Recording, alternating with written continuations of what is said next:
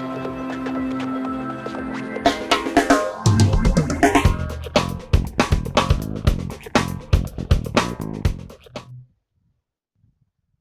everybody, I think we might have finally made it. Sorry for the delay, a few little technical problems. I'm Michael Kiser. I'm the guest host for this evening's edition of Higher Ed Live. Really glad you're here with us. It's a weekly web show for marketing and web professionals. You can tune in, as you have done, on every Thursday night at 7 p.m. on higheredlive.com. You can join the conversation on Twitter with the hashtag HigherEdLive, and if you're so inclined, you can follow me at _lucky_man, because that's what I am.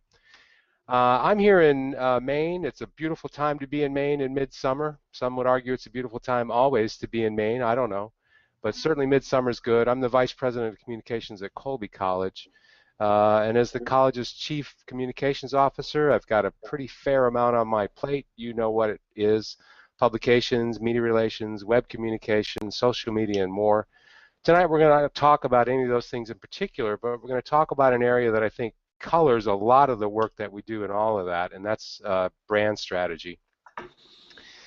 I came here a couple of years ago and I promised that I would help engineer a change in the way Colby, a pretty small place, thinks about brand. And I wanted to bring that kind of change, a big brand thinking, to a small school setting. And I think that's a pretty challenging thing to do.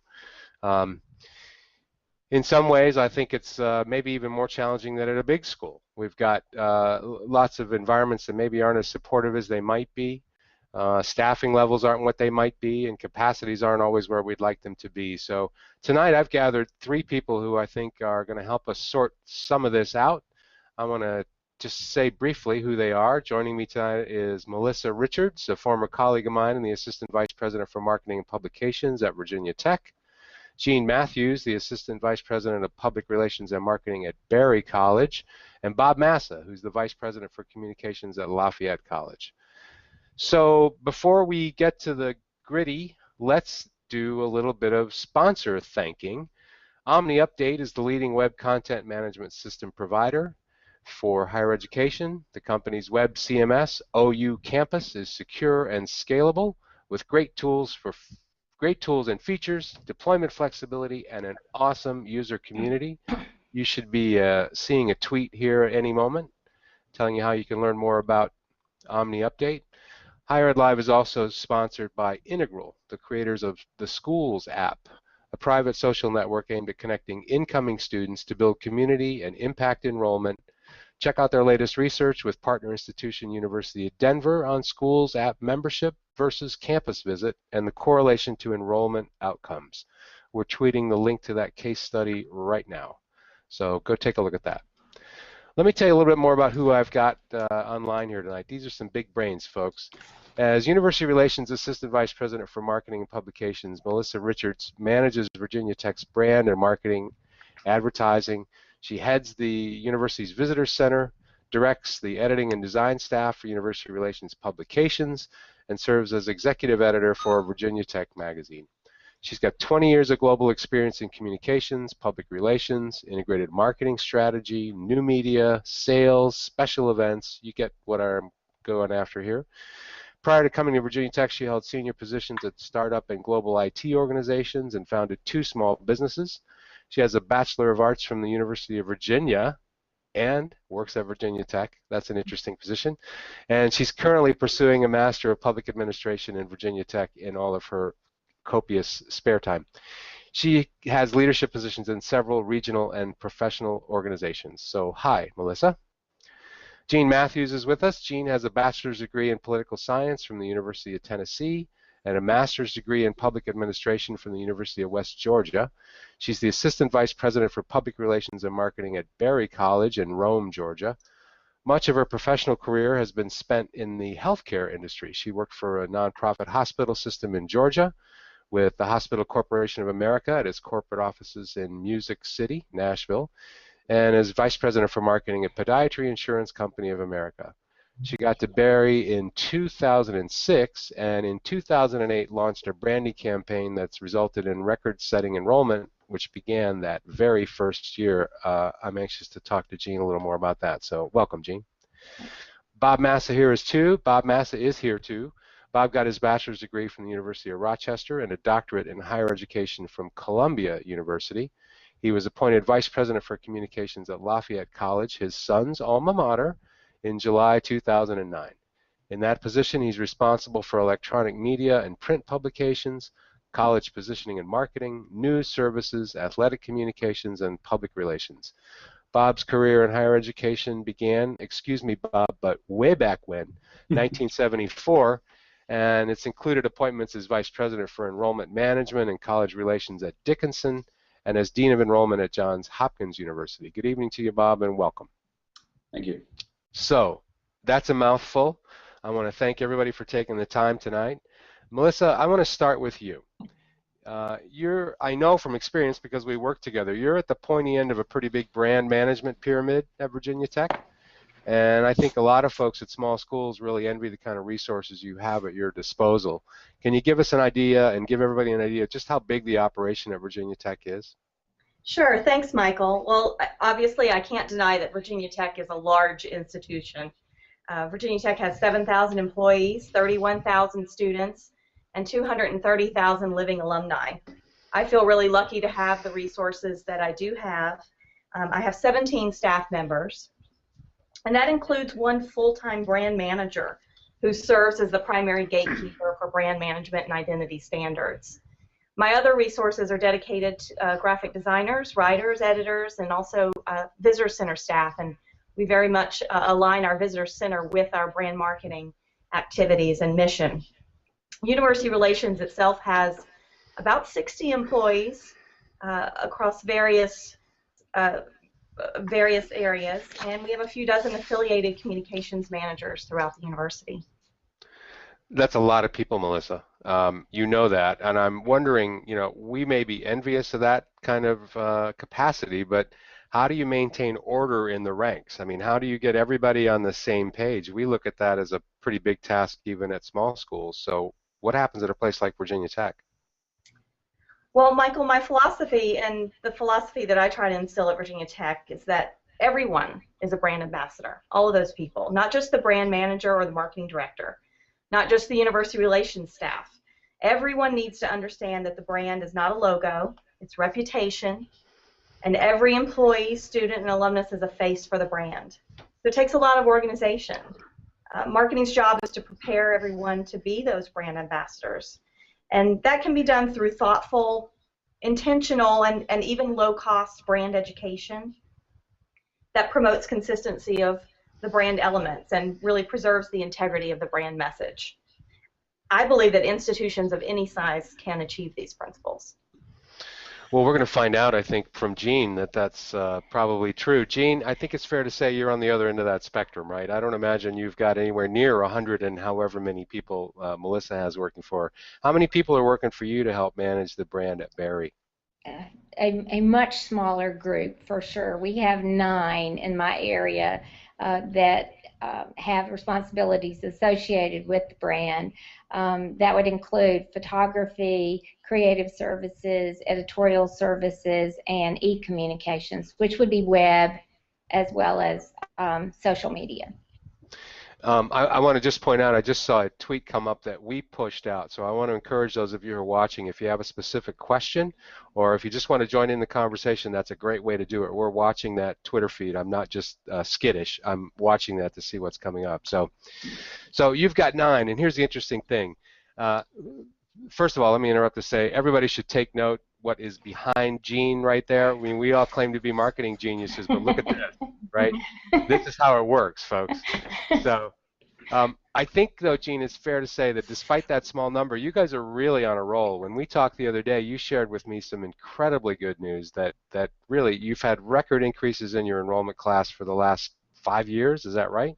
That's correct, yes. So how much of that, I mean, I know you like to take credit for all of that, but I mean, how much of that do you think is solid brand principles? And is that the sort of thing that Melissa's talking about? Is that what you're employing there? Absolutely. We believe we excavated our brand when we began the process. We didn't invent a new brand. It was the heart and soul of Berry College. What we did was, once we excavated that and built our strategies, we developed our message and story. And from the trustees to the president, as Melissa said, everyone is part of telling that story. Both admissions and advancement use the story in different ways, but it's been very effective. Experience it firsthand is something that resonates with our students, our prospective students, their parents, and it's true to the mission and the history of the school. That's most important. Yeah, that idea of authenticity is a term I hear used pretty often. I think is a really important one, and I'd like to circle back to that at some point. Bob, let me talk to you for a minute. Tell me a little bit about where you are at Lafayette in terms of the sort of solidification of the brand. You've been there how long now? I'm starting my 5th year, Yeah. Michael, and I think we're about halfway in terms of where I want to be. I am really blessed, I think, to have not only a superb staff in terms of their quality, but also the quantity. I'm almost embarrassed to tell you that I have about 2,500 students, not quite, at Lafayette, and I actually have 25 staff members. Wow. Yeah, wow. So I will tell you that I also oversee athletic communications, and we do have Division I sports at Lafayette. We're a member of the Patriot League, and so 4 out of those 25 are athletic staff members, and 4 are also half-time. So, but I do have, like Jean was talking, the representation in electronic communications, in editorial services, in marketing, in design, all of the typical areas that you might find. One of Lafayette had experienced before I got there several years of application decline. Most of my experience has been in the enrollment management area at Dickinson College, where I was from the vice president from '99 to '09. I oversaw admissions in addition to marketing and communications, and in addition to alumni affairs. I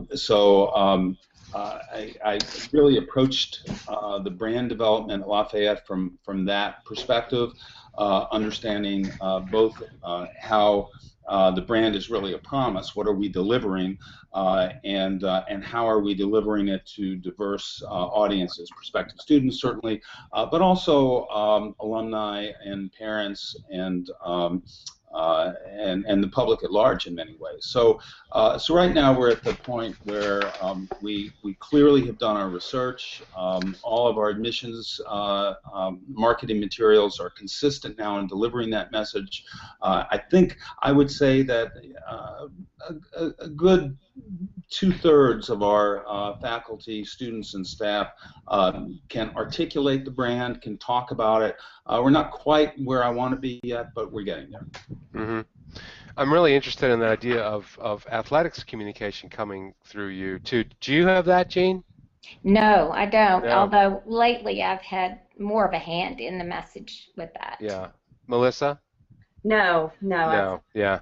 That's really interesting, and it's something we're working towards now. I'm not quite sure how we're going to get there, but I feel pretty strongly that we need to get there. I mean, there's a sports information director in athletics here, but that's largely a position that does scores and updates and sort of, game results. We're looking for something to sort of create a bridge between our, for example, our admissions communications and athletics, so that there's a connection there through recruiting. So that's an interesting structure. Right, and I think that's really important.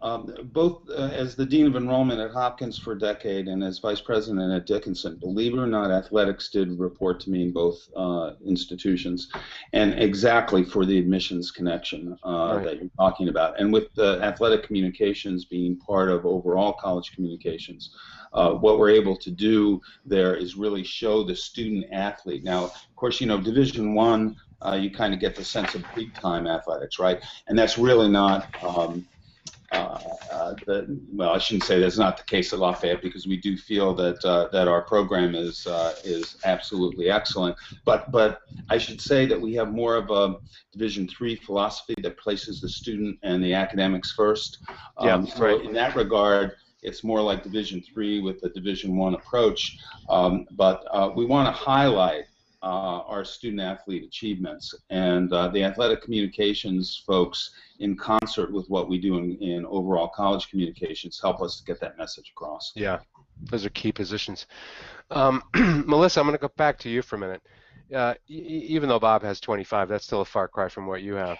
So if we're trying to, if there are people out there listening who are thinking, well, gee, how do I build this kind of thinking into a smaller shop?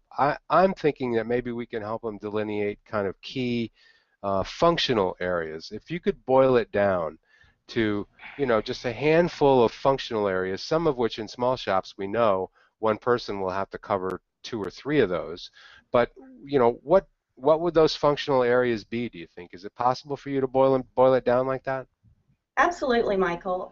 If I could choose 3, I would definitely choose research as a focus area, brand education, and identity standards management. And by that I mean the graphical elements, the visual identity of the brand. So a graphic designer. Those are the 3 areas in which I would invest. And if I go back to the principles that I talked about earlier, you need someone to be the gatekeeper, somebody who's going to be keeping his or her finger on the pulse of the brand, both internally and externally. Doesn't have to be a dedicated brand manager. It could be a cross-functional resource. In an ideal world, you would have someone who's focused on that full-time, because it certainly can be a full-time job and then some. You need somebody who cares about building brand ambassadors and creating the tools that you need to be successful, and that's the brand education piece that I was talking about earlier. And you need that person who drives visual identity graphically. And you can spend a lot of money on achieving those things, but you don't have to. Institutions can achieve these things with minimal resources. It's all about making them a priority and getting executive buy-in. Yeah, you mentioned research. Now, are you doing research on an ongoing basis? We do various types of research for our different audiences. We do some internal surveys and focus groups with students and faculty. We do those every couple of years. We do some external research where we actually spend a good chunk of money every 3 years on what we call the public opinion research and understanding who is willing to refer Virginia Tech and how do they perceive Virginia Tech in the context of other peer institutions. Yeah. Jean, Bob, either one of you can jump in. You heard those 3 areas: research, brand education, and sort of standards management, identity standards management. How do those get covered in your shops? Well, for me, we have, of course, hired outside experts to do our research, and did very extensive research before we began walking down the road with the brand marketing. Our creative services director ensures that the brand is solid in everything that we publish, and she also maintains the identity standards, which are very important. It's amazing. I can't imagine what it must be like in a larger place, but in a small place like this, they all still want their own logos, their own designs, their own taglines, and because they're special. Yeah. Exactly. Yeah, I would say research is clearly the most important to get a start. The first year I was at Lafayette, and the same at the other institutions, I hired a firm to do extensive research for us, interviewing alumni, prospective students, current students, parents, and out of that emerged really an identity statement. Then I hired a creative firm to work with us, to work with our own creative people, to take the elements of that research, of that positioning, and to really create the brand statement from that. In terms of education, I mean, one of the things that I found really helpful, and this may seem obvious, but I need to state it.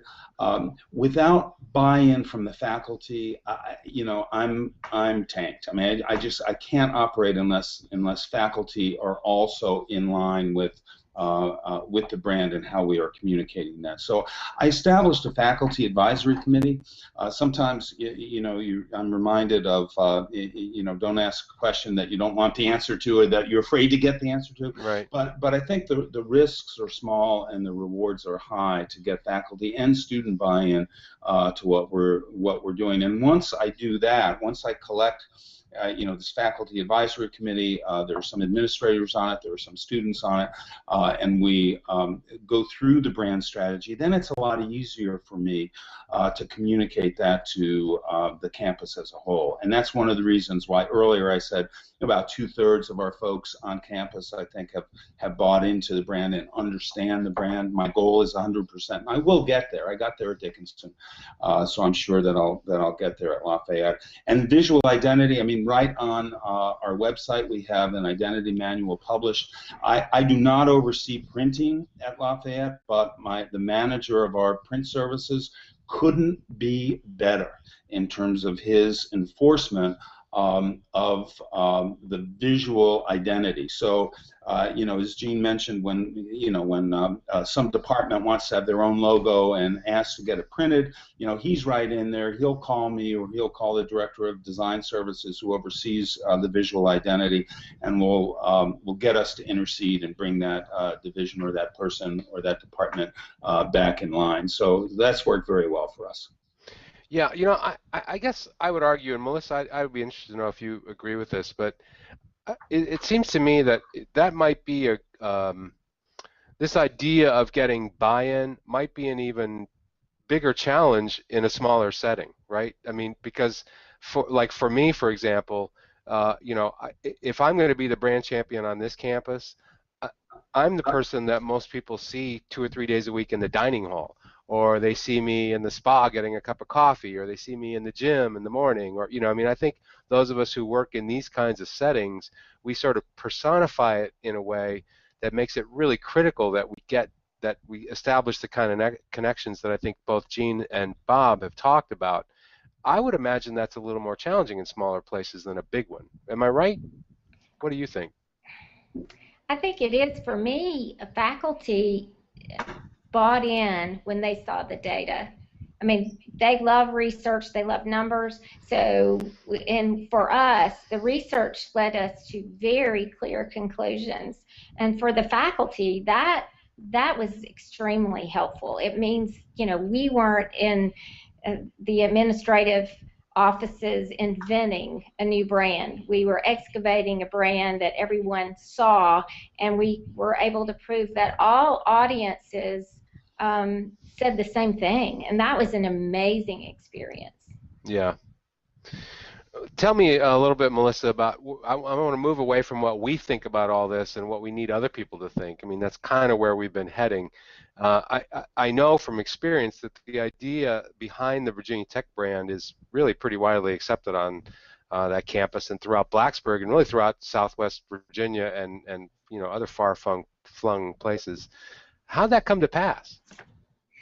Well, I think, we can all agree that it doesn't happen overnight, but I go back to something that Jean said earlier that I think is really poignant. She said that she talked about how a lot of the brand is already inherent in the culture of the institution, and excavating what you have, I think, is really important. Doing the research to really understand who you are, and then the rest of it gets built over time. As we know, brand is reputation. So to that extent, brand acceptance also already exists. It's excavating it, as Jean said. I think you have to know who you are, and you learn that through the research, and then you hone the positive features that differentiate your brand from other institutions, particularly your competitive institutions. And then it's our job as the marketing leads to look for the gaps in who we know we are and who we want to be, and assess whether the brand is strong enough to grow and overcome those gaps, or how much work is really required to get it from A to B. You have to constantly keep the brand promise and brand drivers front and center with internal audiences. Michael, as you said, going to the dining hall, you've got to be living the brand. You can't let people down, and that's true in any setting, I think. Figuring out ways to get internal audiences to live the brand rather than just acknowledging it by using the right logo. Yeah, and I think I really love that term, excavating the brand, and this idea of authenticity, because I think my experience tells me that the thing that most people fear is that the kinds of work that we're talking about undertaking, or the kinds of research, is really a way for us to identify kind of um, um, areas of opportunity in the market, right? So we can change who we are to become more competitive in a certain way. I mean, I think that's what people fear, and the likes of us, I think, I hope you would all agree, we're thinking more about, how do we excavate or unearth this idea that has always been there, but just has not been as clearly articulated as it could. Has that been a fear on your campus, Bob? Or do you think that's something that people fear? Fearing the fact that we're creating rather than excavating. Right, that we're simply, that it's just simply a way to change the very nature of Lafayette, say, in order to make it more competitive in areas where it's not right now. Yeah, no, I think the biggest challenge that I face, particularly with the faculty, is in the creative that tries to explain, if you will, that tries to outline, that tries to illustrate is probably the better word, the brand. So let me give you an example. One of our strong positions is interdisciplinary education. I mean, we have engineering, which is a full engineering program, which is very atypical for a liberal arts college. And as a result, there's a lot of opportunities for students and faculty to work together across disciplines in ways that, where economics majors, for example, can work with engineering majors to develop a cultural center, an arts and cultural center out of a former school, and the economics majors will do the business study, and the engineering majors will do the architectural designs, that kind of thing. So and faculty agree with that. Right? They understand that interdisciplinary education and hands-on education is really important, is really valuable. And one of the ways that we communicate that is a little cutesy, perhaps, for faculty. We call it cross-train your brain. Cross-train your brain. And some faculty get a little uneasy, I would say, about some of they consider it to be marketing lingo that we use. That's really the biggest challenge, not so much the substance, but how we communicate that substance. Does that make sense? It does. Gene, I wanted to ask you too. You've had a whole lot of success. Did you, were there folks there who you sort of sensed kind of mistrusted the work all along? I mean, I'm with you. I think I want to find myself in a position. The data don't lie, right? It's sort of like if you have the data, this isn't our intuition. These are facts. Did you have people who, despite having data, still felt like, I don't know, this isn't really Barry, right?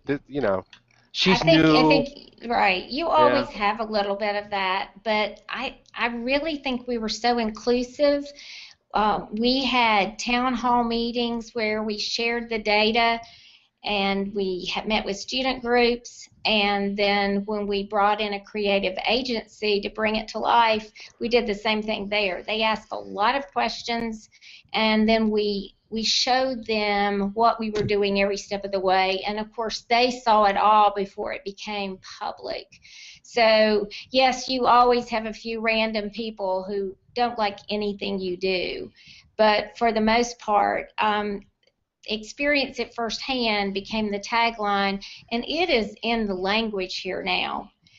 Students use it almost unconsciously, describing that that's the hallmark of a Berry education, is the firsthand experience. Mm-hmm. So yes, there are a few random folks out there who don't like anything you do, but for the most part, the majority's very happy. Yeah, and I want to point out, so that anybody's watching understands that, and this just slays me, but you undertook this process in, of all years, 2008, right? That's What kind of exactly courage does right. that take? We didn't know. I mean, we knew that, of course, that the economy was tanking, and we were about to, in fact, very well remember standing in front of the board asking for a lot of money. And fortunately, the Berry Board of Trustees had great vision and had been wanting to do something for a long time, and we're very excited about it. And I recall very specifically one trustee saying, what happens if we don't do this and things continue to get bad? And I thought that was extremely visionary, and I've reminded him of that. And he was absolutely right. If we hadn't done it, where would we be today? Good point. Yeah, really good point. And that idea, I think this is kind of a no-brainer, but I think that idea of executive support, Melissa, you mentioned it, Bob, you've talked about it. I think we probably all agree and would encourage anybody thinking about moving in this direction at a smaller school is you've got to be sitting at senior staff tables, you've got to be in the president's office, you've got to have the support of the trustees behind this. Agreed? Yeah, Yeah. absolutely. Yeah. I would just say that my position at Lafayette was a director prior to my joining the staff. I reported to Vice President for Advancement. That has been a typical model, but I would agree that it's absolutely essential that the brand champion, that the chief communications officer be at the table, and that involves everything from proactive marketing to crisis communication. I mean, it's all related, and so we need to be very, very careful that we are speaking with one voice, and really the best way to do that is to be at the cabinet level, if you will. And I think presidents are at small colleges are beginning to acknowledge this. I don't know if Colby had a VP for communications before you were there, Michael, or are you the first? No, I'm the first. Yeah. So you see, I think this is happening at smaller colleges, and I think it's critical for us. Yeah. Melissa, anything you want to add there? Yeah, I think just keeping in mind that when you're trying to get buy-in, be inclusive, as Jean said, and think of it as no one is too significant and no one is too insignificant. I mean, we did an on-campus campaign last year. We could have written it off as small potatoes, but we didn't. We marched in and we presented at the president's staff meeting. We presented in dean's offices, and we took in coffee mugs and told them about this photo booth that we were going to take around campus and take pictures of students and collect their stories on how they're inventing the future at Virginia Tech. That could have been written off as a small potatoes, just hanging out with students and doing this small campaign. They loved it. We got them excited about it. We got them passionate about the brand again. We collected hundreds and hundreds of stories and photos, and we still have student groups who are requesting that we come back and do it again. We went to the student council meetings. We went to fraternity and sorority. Everybody, as I said, no one was too significant or too insignificant.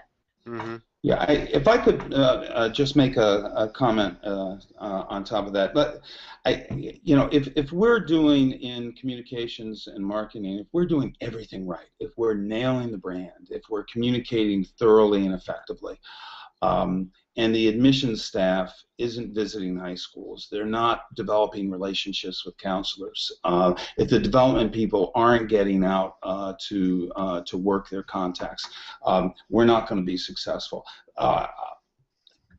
Conversely, if the admissions folks and the development folks are doing everything that they possibly can to communicate, and we're not doing our jobs, we're not going to be successful. So it's really a partnership here, and clearly, we work for the college as a whole, and the executive staff and the board are certainly major clients. But the way I look at it is, I'm in partnership with admissions, and I'm in partnership with development and fundraising, and those staff members have to get it. They have to understand the brand. They have to be able to articulate it. They have to be able to have that 30-second elevator speech to talk about what Lafayette is. and to do it in a compelling, passionate way. And so, in addition to the website, in addition to print, it's important for me and for my staff to work hand in hand with admissions and development staffs and make sure that they're trained, that they know how to articulate the brand thoroughly when they go out on the road. Yeah, I think it becomes a sort of cultural shift, does it not? I mean, in a small place, it's possible for the likes of us, if we're executing this well, and if we're inclusive, as everybody has sort of, and I guess even in a larger place, Melissa, too, it's a sort of culture shift that we're talking about, right? That's what we want people to adopt, experience it firsthand, for example. That's not something that somebody's just going to think of organically, but if it rings true, and if you've done the work and you've done the research and you've got good creative, then you'll strike that spot where people adopt it organically, and then it really does, I think, become part of the culture. To me, that's what I'm after here. That's what I'm hoping I'm going to see in the next year, 2 years, is the ability to engineer that kind of change. I want to ask a little bit, a very kind of granular question, because it's something I'm wrestling with. Lots of places, when they undertake this sort of thing early on, establish, I think, Bob, you mentioned something about an advisory committee. Gene, I suspect you probably had something along those lines also. If somebody out there is thinking about bringing some brand research and this sort of initiative to a small school, what role does that kind of steering committee or advisory committee or whatever it is, what role does that committee play from the beginning to the end? Gene, did you have something like that? I certainly did. We had faculty representation from some of the various schools. We had students. We had staff members. And all of them were very, very helpful as a sounding board in the beginning.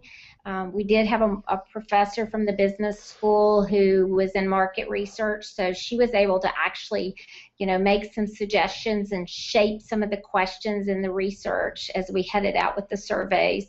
And I think they took ownership of it and were able to go back to their various groups as we went down the road with the program. So then they became ambassadors for the brand, so to speak. Yes. Was that a standing committee? No, I would say no. We have so many standing committees. They really don't want to stay on a committee forever and ever for something like this. But anytime I undertook something like this, I would definitely get a committee together. Now we do have some communications committees, of course, that are standing faculty staff committees. Yeah, Melissa, are you using anything like that to help ensure sort of penetration and buy-in of the work you're doing? We're not using an advisory board. They put one together when they launched the initial brand in 2006. However, we've taken a different approach to brand education. When I got here in 2009, brand education had really stalled a bit. As you know, the tragedy here in 2007 really changed everything about the life cycle of the brand. And what I decided is that because we are a big institution, but this will help at small schools as well, it's really important to create those brand champions, the brand ambassadors one-on-one. And going around and doing a PowerPoint to as many groups as possible just really wasn't sustainable for us. By the time we finished, it was time to start again due to turnover and other factors. So we actually created a series of classes on our brand. We broke it down by functional area, and we call it our Brand Ambassador Certification Program. And people really got excited about it and really consider it a credible certification. I get resumes from people on campus now and they list that as something that they've completed here at Virginia Tech. And we break each class down, and we go out and we find people who are already using the brand well and who are already naturally brand champions, and ask them to teach the classes for us. Mm-hmm. Bob, you have an advisor, a sort of standing advisory committee, is that right? Well, it's not a standing committee in the sense that it's an official faculty committee. It is not. It's a group that I pulled together 4 years ago with the help of the provost, with representation from each of the 4 divisions of the college, and it's changed over the course of 4 years. The membership has changed, but the mission has been consistent, and that mission is both to review, to comment on, and to promote the brand, and how we are internally and externally promoting that brand. They've really been valuable to me, both in terms of giving me some insight of how faculty are going to view and support the ways in which we're communicating the brand, and also suggesting some things that my staff and I just didn't think about, because we're kind of at a high level, a 30,000-foot level, and they're actually in the they're actually teaching, they're actually working with students. That's why I want to listen to the development folks and to the admissions folks. They're the ones who are out there working with the folks that we're trying to promote the brand to. We know how to do that, but they know their clientele, and that's again why it's important to create this partnership. Faculty are a vital part of it, but so are administrative staff, and so are students. Students have to buy into this too, and they need to be able to articulate the brand as well. Yeah. I've got a couple more questions, and certainly we can go in any direction you all would like to go. But Gene, you alluded to a conversation you had with a trustee, I think, who raised a pretty interesting question. And I guess for people who may be watching, I'm wondering if we could toy with that question a little bit. And that question is, what are the risks in not doing this? I mean, think about the universe of small schools out there. We're all struggling to differentiate ourselves, right? We're all struggling against a lot of forces in the marketplace which are out of our control.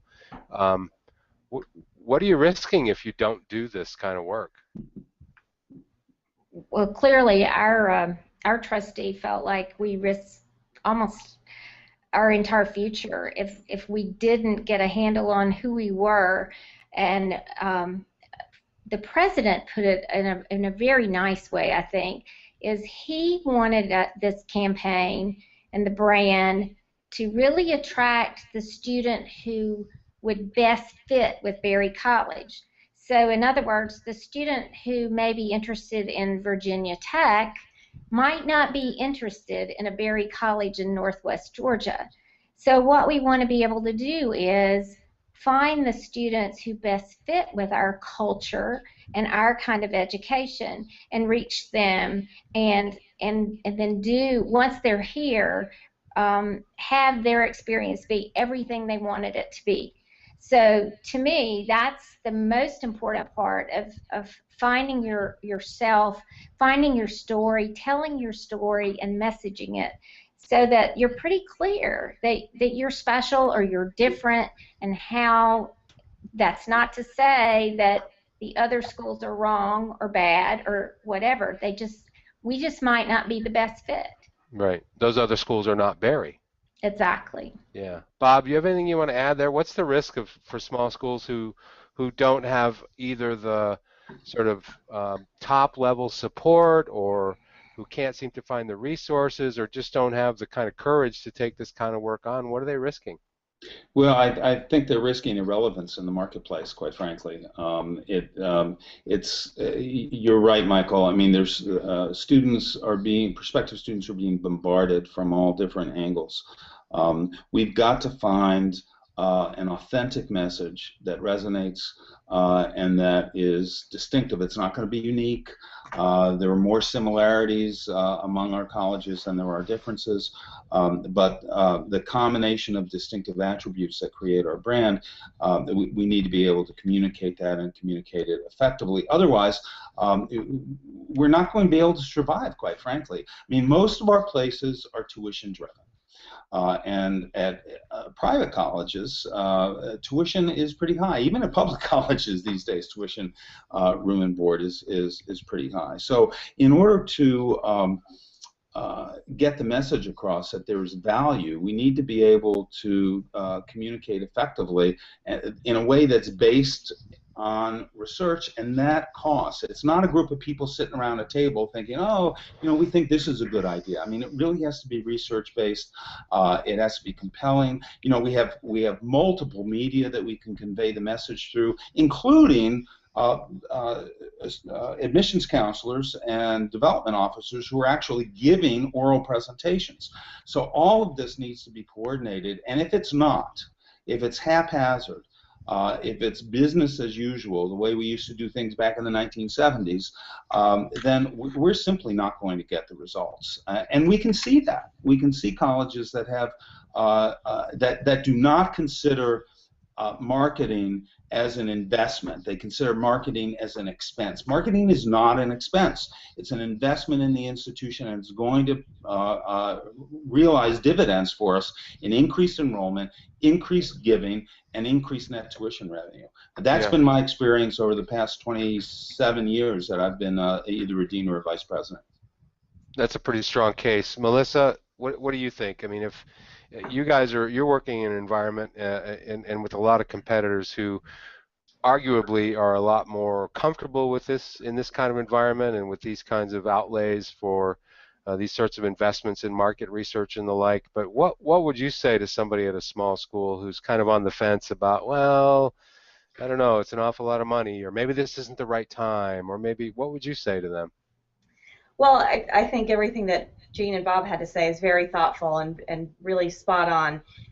If you don't invest, if you don't make marketing an investment instead of an expense, you're going to get behind, no matter how big or small your institution. Things change. The economy changes. The number of students who are coming into and applying for college is going to vary throughout the years, but our brand has to be constant, and we have to consistently invest in that brand so that there's no gap, and really market that authentic experience. Yeah. And I would say also the outcomes. I mean, that is increasingly important. Absolutely. So the experience, no question, the experience is important, but to what end? And I don't only mean, return on investment and the kind of jobs students are getting in the graduate schools that they're getting into, but the quality of life, what they're doing to impact the world. That's a little bit more difficult to articulate, but it's related to the brand. Yeah, and I think all of those are part of that experience. Even the getting the job at the end part is part of that experience, because you're still a brand ambassador for your alma mater. Right. You're an alum then, so that experience continues. Right. Yeah. Absolutely. One last thing. Let's imagine somebody's sitting out there. You are sitting out there, and you're thinking about this sort of thing, and you're listening to this conversation, and you're thinking, "That's it. I'm going to start making this case to my president, to my board, to my trustees, to my faculty. We're going to do this thing." Give them something to put on the top of their to-do list for tomorrow. Where do you begin? Bob, what's the one thing that's on the top of that list? Oh, gosh. Thanks for calling on me first. Data.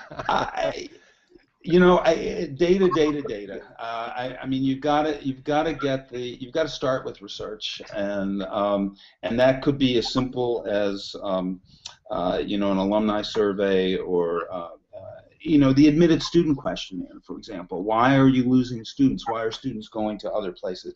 Gather the data so that you know what you're looking for, so you know what you have to, where the gap is. Somebody talked about the gap earlier. I would say gather the data. Yeah. Start gathering the data. I don't disagree with that. I think that's right. We spend a lot of time saying, what is the right question to ask? So I think you have to gather the data, but you really need to think really hard about what do you want to know when you go out and start asking those questions. To what end? Yeah. Melissa, first thing on the to-do list. I have to agree with research. You have to do the research to know who you are, know who you say you are, know who other people, every single target audience that you're after, know what they say, what they think about you. Yeah. Hey, listen, I don't know if anybody else watching learned anything, but I learned a lot, so I really appreciate all your time. Bob, thank you, and really congratulations on a great career. And people probably don't know this, but what, 48 hours ago, you were like totally out of commission, right? So you're a real Yeah, trooper for being here. thanks. It's good. It's good to be back among the living. Yeah. Gene, tremendous story. I mean, I know from our mutual friends, I heard this story, but talking to you, I just think it's astonishing what you've done down there, and clearly you know how to get this done. So I'll probably be coming to you in some way before too long to ask some more questions. Great. Thanks for having me. Mel and Melissa, a pleasure to see you. We worked together for a number of years, not long enough, but I'm really glad you joined us, and thanks for bringing some of the big picture thinking from Virginia Tech down Thank to this level for us. Thank you, Michael. We miss you. Yeah, thanks. Hey, so listen, everybody, mark your calendars. Next week, I told you it's every Thursday, so next week, Higher Ed Live is coming. Well, look, I'm reading and paying attention. It's a day early on Wednesday at 7 p.m. That's July 31st. Shelley Keith and her panel will confront the realities of greener grass in a discussion of making big career moves and dealing with new cultures, co-workers, and campuses. So I'm staying put. I think my guests are probably staying put. Maybe you're not, so you want to tune in next Wednesday and find out how to make that happen. So I'm glad you joined us. I think Higher Ed Live's a great platform, and I love these conversations, and I hope you'll join us again sometime. I'm Michael Kiser from Colby College. See ya.